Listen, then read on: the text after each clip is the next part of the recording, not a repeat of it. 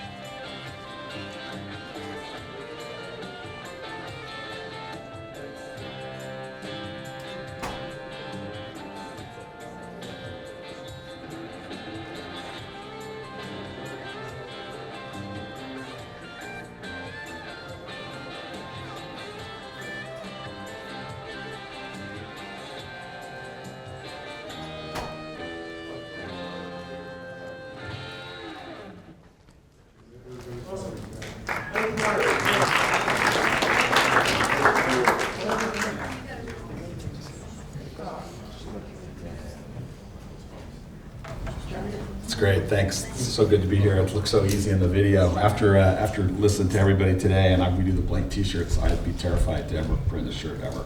It sounds so hard. There's all the different things that could go wrong. So it's been really great to be here today, and most of you probably heard of Next Level Apparel. So it's a little different twist on what y'all been talking about. We're the blank guys. Part of the story is just how quickly we've kind of come on the scene and what's happened at Next Level Apparel. So we went to 0 to 4 million shirts a day in 15 years, which is pretty incredible. The first 8 years of that was really just kind of honing our craft and trying to figure out what the perfect T-shirt was. And it really started with the owner, Joe Simsoli, who had a jeans company in downtown LA and just didn't like the choice of T-shirts that was out there, and really just wanted to make his own shirt that he could use for his own brand. And some of the other companies that were around him liked the shirt, wanted to buy it, and I think the idea came about that maybe there's more of a business there than there is of me selling my own branded shirt. And those early years was a lot of zigzag process. It wasn't always perfect. There was dial-out problems, sleeves that didn't match the body, and a lot of figuring things out. We were in Compton back in those days. We had one building, grew into 3. I can remember having to pull stuff out from the aisleways and load trucks in the middle of the parking lot. Fortunately, we don't have many rainy days in Southern California, so it worked out pretty good. We only had 2 loading docks to unload everything and load everything, and it was kind of a small business that was trying to fake it till you make it for a while. The real, I think, driving force for Next Level was doing something. We had the Starbucks and the In-N-Out Burger, up there. I really admire those companies because Starbucks didn't invent coffee, In-N-Out Burger didn't invent the hamburger, but they've built up a fan following around those products that's pretty phenomenal. So we obviously didn't invent a T-shirt, but we'd like to think we're building that kind of fan following of our version of what a T-shirt should be. So some of the differences about that was first from the fabric.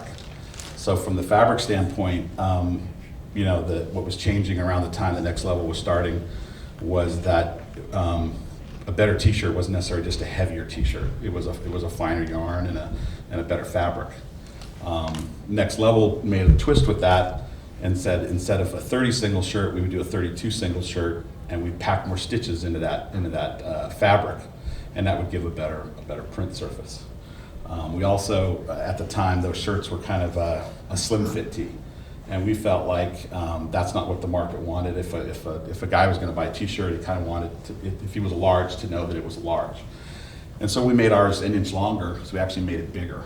And for the women's sizes, we, you know, a lot of the shirts, the complaints that we got from customers were that they were just too small and they didn't grade up. And so we made changes along those lines. You know, telling the next level story, you know, one of the things that we made a commitment to was really getting out and doing trade shows. So we do over 50 trade shows a year. And, you know, for us, it's really important that people can kind of touch and feel and kind of get the tactile, you know, sense of what the shirt is about. We're going to have Bob come up later on because he was one of the early adapters of our shirt and kind of talk about how he met us and how he went on the journey with us and what that's meant to him. So that's really exciting. And then we're going to talk a little bit about what's next for, you know, for Next Level. So as I mentioned about, you know, Compton, where we started out, you know, in the early days, you know, what was really difficult for us was just the supply chain part of this, is trying to get up to size that you could be important in, you know, in the business. And we made a couple decisions early on. Most of our fabric came out of China. We stayed with the same guys over and over again. And we went into Nicaragua when most of the manufacturing was done in Mexico and Honduras and El Salvador. And I think it was really smart for us because we had to grow our own model in a country that didn't really have a huge apparel presence at the time. You know, one of the big changes for us was then when we moved out of Compton, we went to Gardena. All of a sudden, we had 22 loading docks. We could store more shirts. We could move more shirts, you know, to the public. But the big change at that time is we went from kind of a Southern California local kind of company to start selling through distributors, and we moved the product closer to you guys. And so that being one day away was you know, very important for us. And then, you know, recently adding Alabama to that and going to, you know, to international and being able to have someone who buys a Next Level shirt be able to get it in the United States and move across borders was really important. So part of you know, what, you know, our vision for our shirt was that if we don't want to be me too in the marketplace, we wanted to try to do something that was different. So I mentioned this, you know, being longer in the shirt, being 32 singles. That was our 100% cotton tee. Yeah, at the time, most of the product was 50-50, and we came out with a 60-40. We called it the CVC. CVC just means cheap value cotton, so it's not a really sexy marketing term. It just means that if you bring in the shirt, there's lower duty because you've got a higher cotton. You know, it turned out that the printers loved it because there was more cotton for them to work with, and also you got more vibrant, you know, colors in the shirt. Tri-blend was, you know, we didn't invent tri-blend either, but we had our own version of it. And so if you feel our tri-blend shirt, I think it's a little bit less dry than the other shirts that are out there. And so again, we try to design our own, you know, our own product there. I think one of the biggest things for Next Level is that if you look at some of the other mills and manufacturers out there, they were kind of a retail company first, and then they sold in the wholesale side as a secondary. Because of where our company grew up, we've always been focused on just the screen printer business. We've never had a retail presence. So everything we make, you know, is we're not perfect, but we try to make it for decorators. And I think that's one of the things that's hopefully, you know, helped us to be important in this marketplace. And I guess the final thing is just inventory. I mean, you guys know that at the end of the day, you know, it's about having the shirt available when you actually need it. So between us and the wholesalers, we stock about 100 million shirts. That's a huge investment, but over time, as we grew the different styles that we had, it was always important for us to keep super deep inventories, and I think that that's been a huge part of our growth. So I'd like to invite, you know, Bob up and give him the microphone. So he's going to tell a little bit about how he met us and how kind of our vision for what a shirt meant, you know, kind of you know, meshed with his company. There you go, Bob. Thank you. Yeah.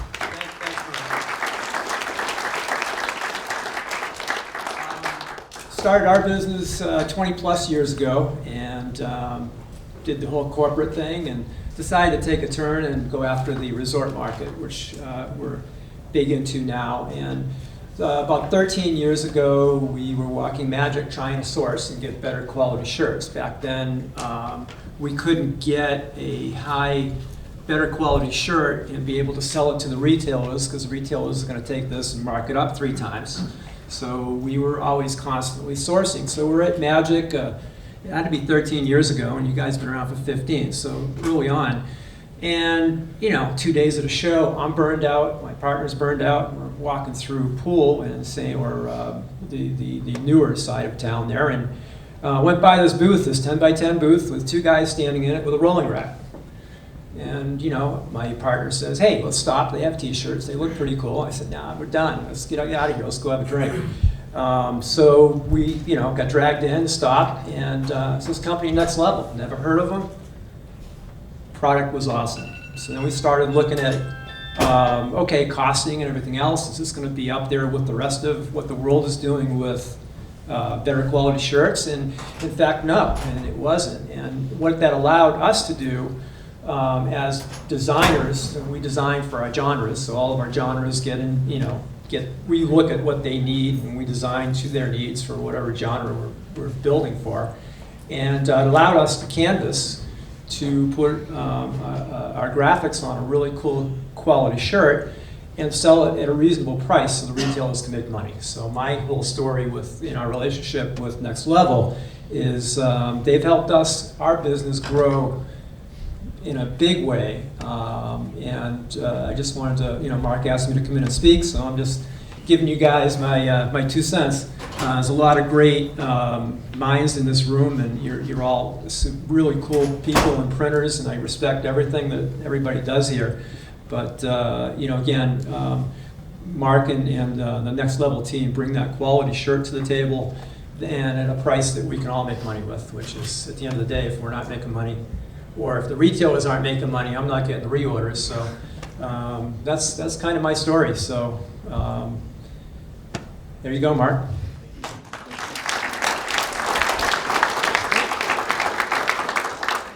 So one of the challenges if you're going to make a better product and ask the customer to pay more for it, is how do you translate that? So I kind of think of printing on T-shirts almost like a license to do counterfeit, right? So if you're going to make counterfeit money, do you want to make a $1 bill, you want to make a $10 bill, you want to make a $100 bill? So our idea is you got to make a $100 bill, which means you got to use the better quality product. When I started in the business, you had to get. You had to give your orders 6 months in advance. There was allocation. The T-shirt business was completely different. But about the time that Next Level was coming about, really it was just a commodity and a price war. And it was the 99-cent T-shirt and how cheap can you go. And one of the things I always hated about that was that you just saw so many shirts that had awesome graphics or a great message on it that was really never going to get worn, right? It was just going to get tossed to the bin. Because the shirt itself wasn't going to hold up for what the customer wanted. So, I think at Next Level, we really aspired to say, let's get rid of the disposable tee, and let's try to give, a blank made to inspire for you guys that you could print on that would have a lot of life out there, a lot of legs, where people were waiting for it to come out the dryer and couldn't wait to wear that shirt again and go out and walk around with that message. So talk a little bit about where we see the industry going next and what we want to do next. One of the things that we did was, you had those categories that I talked about. You had the 100% cotton, you had the 60-40 blended tee, and you had the tri-blend. And that still makes up the majority from a fabric side of the T-shirt business. We felt like there was room for one other shirt, so we came out with our suede tee, which was a 60-40 blend with a suede or a brush to it. And the idea there was that screen printers were telling us that they love the tri-blend tee, but for certain graphics it was a challenge, but they wanted that really ultra softness that you could get. And so that's really why we came out with the suede tee. And we invested in that for the last 3 years when nobody was really telling us that we needed that shirt. And now it's really blown up, and it's on a par for us in terms of sales with the tri-blend. I think someday it might replace the tri-blend shirt. We also had not been in the fleece market at all, and so we 4 years ago started making a sweatshirt. And basically, we made if a CVC T-shirt became a sweatshirt, that's our PCH fleece, and if our 100% cotton shirt became a sweatshirt, that's our 80-20 with a 100% cotton face. And those shirts are doing really well for us. And so we just try to kind of turn our T-shirt business into what if I was a sweatshirt. This next one I think is really important in our business. Our industry for a long time has kind of danced around a sustainable tee, and I think for the longest time it tried to sell the idea of a sustainable tee. It was an inferior product. It didn't feel as soft. It wasn't as wearable as your other tees. It didn't have as many choices in terms of color and cut, and then you had to pay more for it. And so it was never very successful. So at Next Level, we're really working on products that are recycled and sustainable, that live up to kind of the fashion aesthetic and the softness aesthetic that we already have, and don't cost you too much more. Because we think there's going to be a time when, from a resource level, those recycled resources may actually cost less than virgin resources. So it's not just about, and certainly it's important, about the part about the environment and having us feel good about a shirt, but really it's just going to be good. It's good commerce, right? And for us right now, we only have 2 sustainable styles, but I think we're pushing to have some sustainability in almost everything we do. So taking like our poly content in everything that's a poly shirt and having it be a recycled poly, so that you at least get some kind of sustainability in everything that you buy from us. And then USA made. For us, this is an investment. We have a USA factory, sewing factory in LA, and it's quite honestly not profitable today. But we would really like to give the market a choice to be able to buy our shirt as a USA made product. So we believe in that. So we're gonna keep pushing in that direction.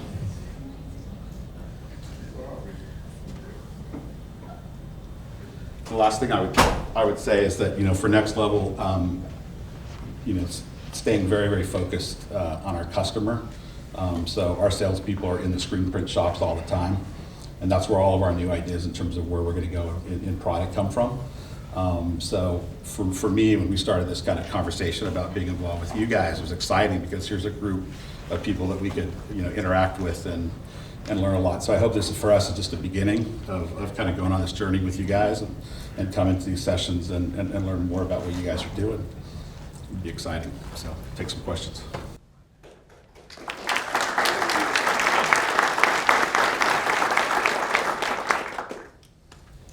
Go ahead. Did you just mention that your USA products are not profitable, really? Yeah, so today, just in terms of the efficiencies, we're not selling enough of them today to kind of have that work.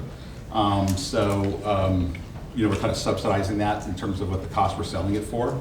But we believe we could get to the size where, as a choice, the part of the hard part with the USA made product is we have 6,000 SKUs, but we only offer a small segment of that as a USA product. So trying to figure out, at the time that you need a shirt that's USA made, do we have it in that color or that style, makes it difficult. So we're trying to build in some flexibilities there, so maybe we could bring more choice to that.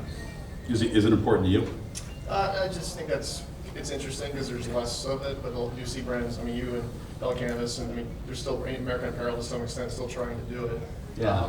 But it doesn't seem like it's really working well for anyone. Yeah, there's some stories where, I think a lot of times for the USA made product, we think of companies that already have that as a part of their DNA. Maybe they're a USA manufacturer, or it's a politician that's using it for an ad shirt. But I think a lot of times it's just maybe some small bar that's having a chili cook-off in Texas and does 3,000 shirts for charity, having them have the option to pay a little bit more for USA made shirt, charge a little bit more and give that as an option. And I just think it's kind of really talking about the opportunity. So if they're already buying a 3,600, they love that shirt, hey, you can get that as a USA made. So I just think there's some work to be done there.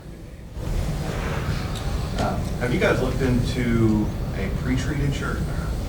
Yeah, that is something that we're looking at. I think one of the things about pre-treatment that we're concerned about is that there might be a shelf life to it. And I think in our business, kind of selling something that's got an expiration date could be a challenge. So, but we're looking at that technology for sure. This is a question. This isn't a complaint whatsoever. I like Next Level a lot. Mm-hmm. How do you combat and regulate and keep consistency for dialogue problems? Because we did like I said, this isn't a complaint whatsoever. Yeah, no, it's okay. It was a small run. It was only like 140 pieces or something like that. But all the larges weren't discharged like everything else. They almost turned out purple when everything else was the white. It was 10% white and then clear base discharge, and everything else was red. But that one size they were all purpley. Yeah, it's a great question. So for black, for our black 100% cotton, Yeah, 36. we make sure that that's never over-dyed. And we sell a lot of black shirts. We carry about 4 million in inventory at any given time, so it's a big part of our business. As we've grown, there's times when we've had some pockets of this, come up, and we're working on where that's coming from, because it shouldn't be, because we're not over-dyeing that fabric. If it came up where it was a red or royal or something else, that could be a possibility, but we're not over-dyeing our black. So I think as we've grown and we're a bigger company, I think those kinds of things are a challenge, because our discharge black has been a huge part of our business. When I started with the company 8 years ago, we sold 2 different shirts. So you could buy the dischargeable one and you had the other one. It just didn't seem practical to try to manage those 2 inventories, so we put it together. So for the volume of shirts that we sell, I think we do a pretty good job with that, but that is a challenge. And it's not just the discharge part, it's just in color, trying to match sleeves with shirts and all that kind of stuff when you're manufacturing that much product. Yeah. Part of the way we do that is that the fabric for anything that we do typically comes out of one factory. It might be sewn in different places, but that's how you really kind of control that consistency. You want to talk to me afterwards about that? I'd love to. Sure. Love to hear more about that as My well. one press operator worked at a really high-end, all water-based discharge shop, and they basically just used all American Apparel. But the thing was that he was finding out, talking to the manufacturer, was they were re-dyeing. Yeah. So if they're not selling Sunset, Tri-Blend, whatever the hell it is, they might dye it red. Well, their really picky customers weren't getting the same results. So then, out of 3,000 pieces, these 500 mediums weren't consistent with everything else. Yeah. So I just wasn't sure if that was We normal know, process. No, we know it's a huge part of the business, and being able to have a reliable dischargeable black shirt where you're going to get the same base all the time is really a huge part of our business. Essentially, it's virgin fabric thing, right? Like it's just that one. Yeah, I mean, really, the only reason you're ever going to get that is if somebody took and they made a red and it didn't match their shirt, and then they over-dyed it black. I got you. And that got into the inventory. So if that happens, we separate those shirts and we sell those in a different channel. That should never go into what we do. But this is not the first time I've heard it. We sell a huge volume of that. It's a very small piece, but Sure. I'd love to hear more about that. And like I said, I wasn't being rude. No. I think it's important for us because, again, it's when you're doing 4 million shirts a week, I can tell you it's not perfection, right? So we try really hard, and I think part of the reason why we do a good job is that we've been both consistent on product and an inventory level. So that's why we're successful, but it's not like we're perfect, and so I'd love to. But the discharge piece is important because we have a lot of people that really depend on that, and the Next Level black shirt is a go-to for that. Do you know when you guys used to overdye, right? Do you know? Well, that's when I started with the company. We had 2 different shirts, and so it's probably been 7 years on black that we said we're never gonna do that yet. Because we see that a lot too. It could just be really old, because these are usually going to distributors. Could have been sitting there for years. So. Hopefully the shirts don't turn that slowly, but if it does come up, or if we hear about it, I'd love to have it come back to us. But it's an important thing for sure. Yeah. In regards to the China tariff thing, any current sourcing for you guys out of China, or everything's moved to? We don't do. We have a small amount of package programs. Sometimes when we launch a product, to kind of get lift off with it, we'll do a full package out of China to begin with. But we typically, it's fabric coming out of there, and then we're sewing somewhere else, so it hasn't really affected us. Not to say that the whole kind of tariff discussion and NAFTA, no NAFTA, and everything else doesn't concern us. But I think one of the things that we've done with our supply chain is that we've tried to these things are going to happen, and so we have a very flexible supply chain. And I think that's part of what you do to try to, have a lot of product in stock, a lot of product in the pipeline, so you have time to react, and then you have to have a flexible supply chain. But yeah, we're keeping a good eye on that. What's the process look like for color selection? For like adding new colors? Yeah.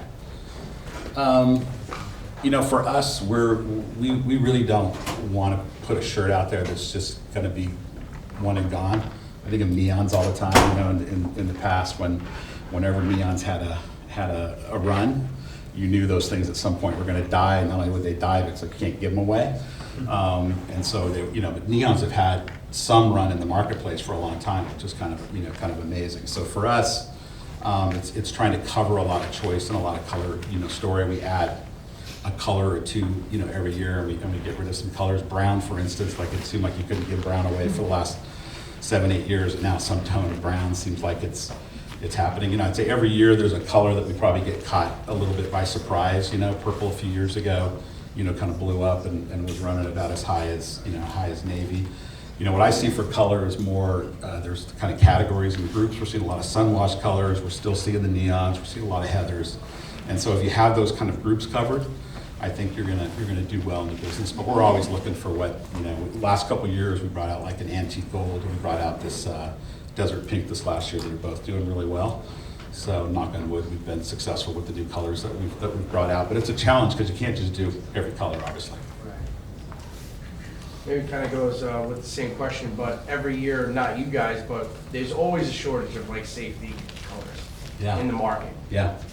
Why is that, like, coming from somebody that's doing it? Because it seems to me that there's never enough.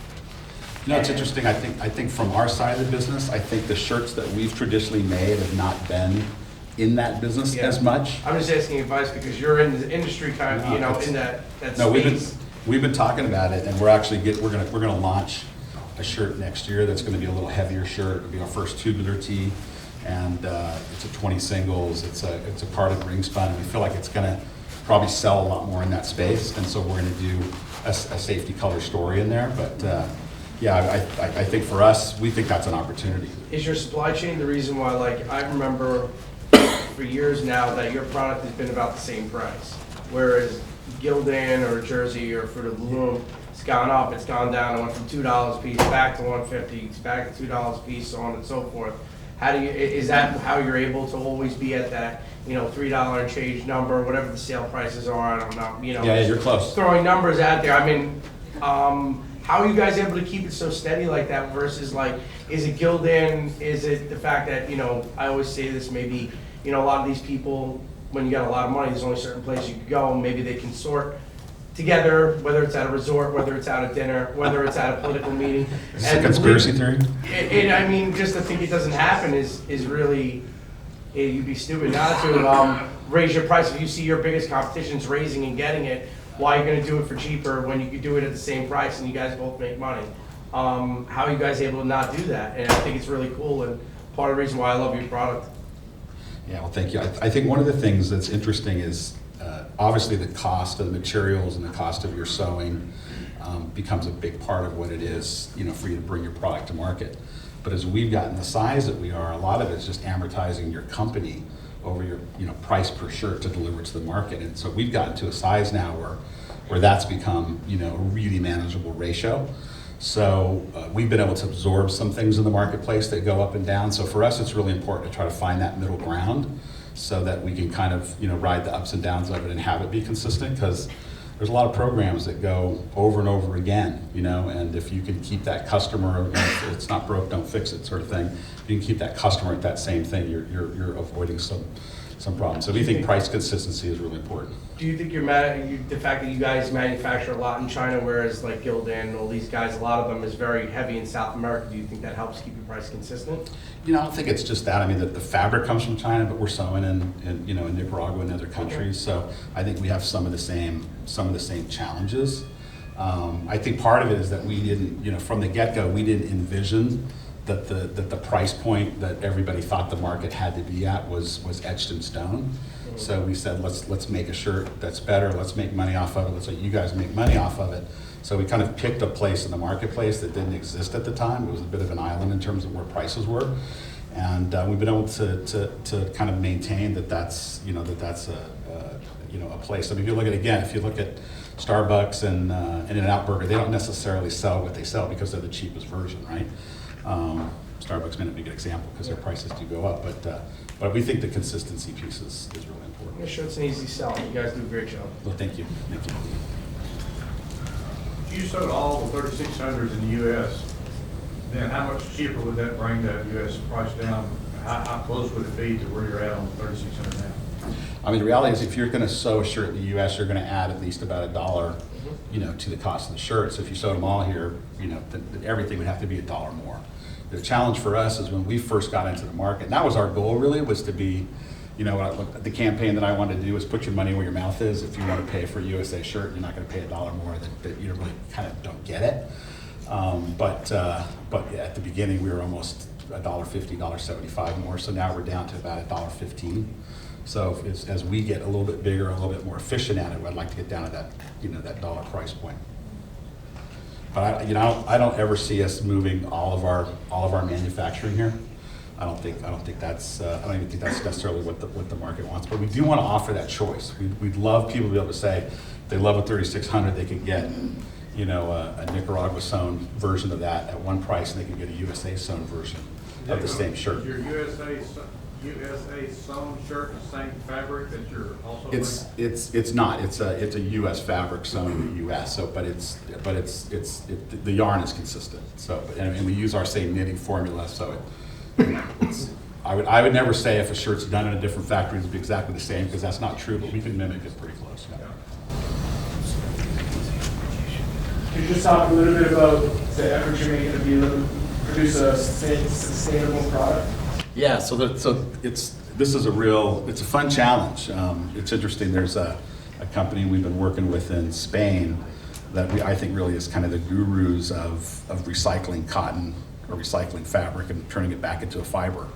And it's interesting because they really came about because post World War II, they were an apparel manufacturer and they couldn't get any materials. And so they were kind of forced to grab old military uniforms and blankets and try to turn that into product. The problem with the cotton staple is that it's really pretty coarse and it doesn't make for a shirt that we think is what you'd really want to wear. So right now what we're forced to do is kind of blend that with some other things. So one of the shirts that we make is 100% organic cotton with a recycled poly. And that's kind of an easy shirt to do and call it sustainable. But organic cotton, you're still having to grow that, using arable lands, a lot of water. It's still got some issues. So if you could truly use recycled cotton in everything we do, if there was a day we could have people send us their Next Level shirts that they're not wearing anymore, we could turn that back into product.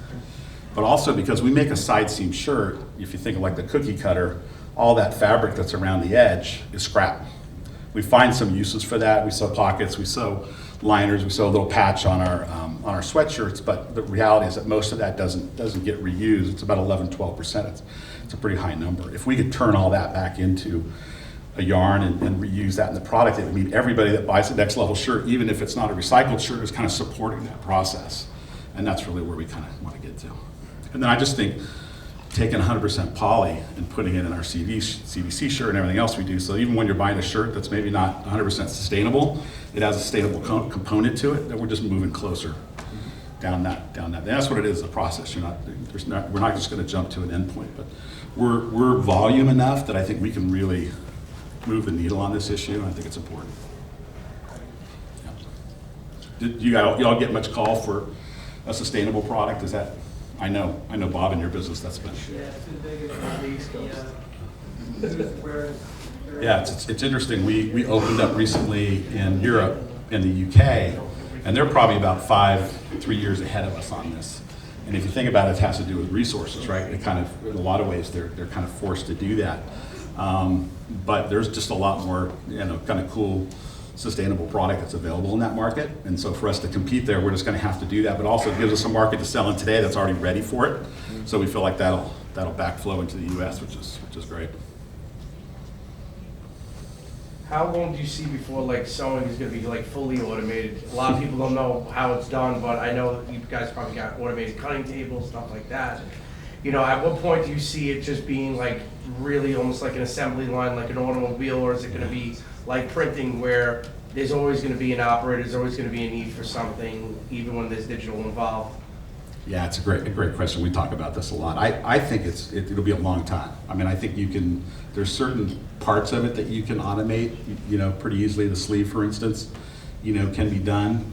But overall, it's a difficult process to automate. And there's people that are working at it and trying to do it, as kind of simple and comfort food as a T-shirt is. You think, if they can make an automobile with robots, why can't they make a T-shirt? I love when people say about the pockets on sweatshirts, because they don't really know what goes into it, and it really goes into a matter of how do you train your operators and how good your staff is at that point. I mean, Yeah, but pocket set machines that are automated is a good example of where the robots work. It's all laser guided.